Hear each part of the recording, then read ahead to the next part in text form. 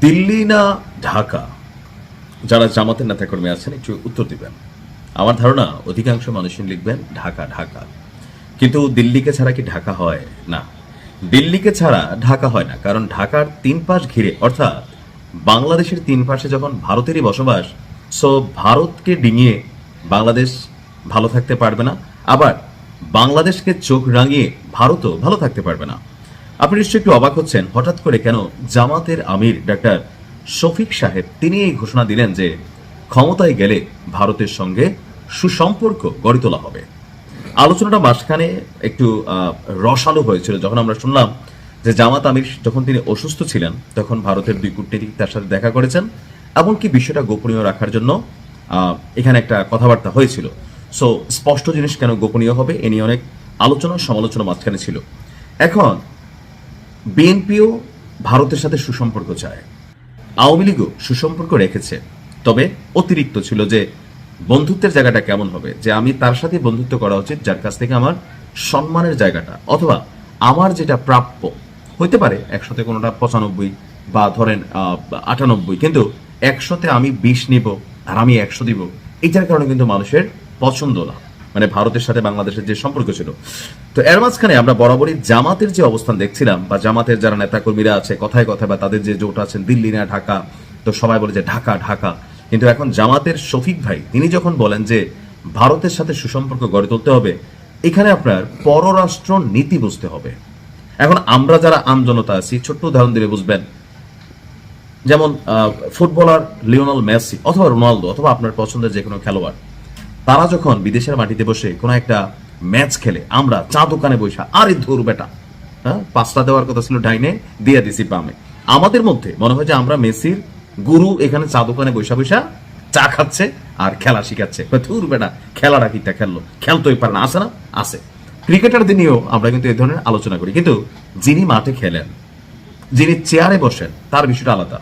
আপনাদেরকে একটু সহজ করে দিচ্ছি। আমাদের এখন এই মুহূর্তে যে ধর্ম উপদেষ্টা আছে খালেদ ভাই, হেফাজত ইসলামের সম্ভবত, তিনি কয়েক মাস আগে মদের লাইসেন্স দেওয়া নিয়ে তিনি একটা কথা বলছিলেন যে আপনি যদি 20-12 হজ করে আসেন, আপনি যত বড় ধর্মমন্ত্রী হন, স্বরাষ্ট্রমন্ত্রী হন, যত 5 ওয়াক্ত নামাজি পারহেজগার, কিন্তু আপনি যখন এই চেয়ারে বসবেন আপনাকে মদের লাইসেন্স দিতে হবে।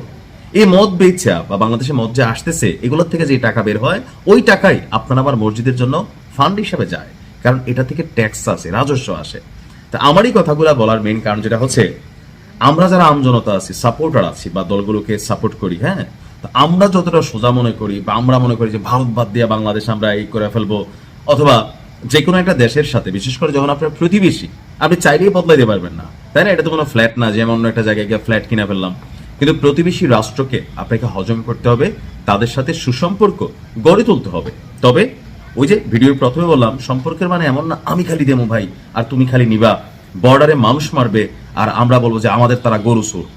এই বিষয়গুলো নিয়ে আমাদের অলওয়েজ আপত্তি। যারা আমার ভিডিও দেখেন, আমি সবসময় এই নীতিটারই বিরোধিতা করি যে প্রতিবেশী আমরা ভালো সম্পর্ক তৈরি করবো, আমরা সব ঠিক আছে, কিন্তু সীমান্তে যদি কোনো হত্যাকাণ্ড হয় সেটার বিরুদ্ধে বাংলাদেশকে কথা বলতে হবে।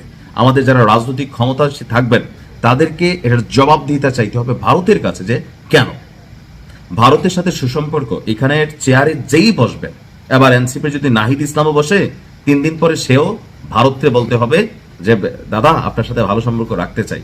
কারণ আমরা বুঝতে হবে যে সবকিছু মিলেয়া ভারত বাংলাদেশ একটা রেজিমের মধ্যে এমন সিস্টেমে কানেক্টেড যে ভারত যদি বাংলাদেশকে গণার বাহিনী নেয় তাহলে ভারতও শান্ত হবে, আবার বাংলাদেশ যদি ভারতকে গণার বাহিনী নেয় তাহলে বাংলাদেশ টিকবে না।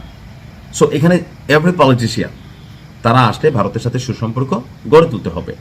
আর জামাত ইসলামের কাছ থেকে, যেহেতু ভারতের একটা জামাত ফোবিয়া আছে, জামাত নিয়ে ভীতি আছে, ভারত এখনো মনে করে যে জনাব তারেক রহমান তিনি যদি দেশ নেতা হন তাহলে ভারতের সাথে সম্পর্কের জায়গাটা আরো পজিটিভ হবে। এটা কিন্তু ভারতের প্রধানমন্ত্রী নরেন্দ্র মোদী বেগম খালেদা জিয়া মারা যাওয়ার পর চিঠিতে লিখছিলেন। তো সেই জায়গায় ভারতের একটা মৌন, গৌণ না হোক মৌন, মানে অল্প পরিমাণ ভালো লাগা কিন্তু থাকতে হবে যে এখানে ক্ষমতায় কে বসতেছে, কজ ইন্টারন্যাশনাল এখানে খেলা চলে। তো সেই জায়গা থেকে জামাত যেটা ভারতকে মেকশিওর করতে চাচ্ছে যে জামাত নিয়ে, যে জামাত ক্ষমতায় আসলে রিস্ক বা প্লাস মাইনাস যে চিন্তা ভাবনা, এগুলা ভুল। জামাত ক্ষমতায় আসলেও কোনো রকম নেগেটিভ কিছু হবে না। ভালো থাকুন, আসসালামু আলাইকুম।